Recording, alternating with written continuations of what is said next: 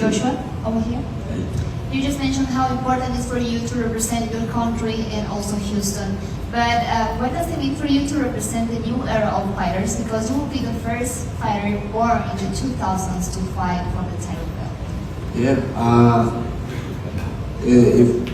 it feels great to represent the younger generation, you know what I mean? Like, look at that shit, like, the 20s, you know what I mean? The first guy to born in the 2000s, that's history too, you know what I mean? So now I'm just feeling like every time I fight there's history, new history and things like that, so I feel great.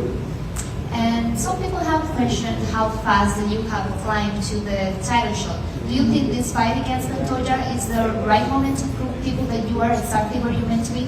Yes, I feel like this is the right time, the perfect time, you know what I mean? So, because mentally and physically I'm prepared.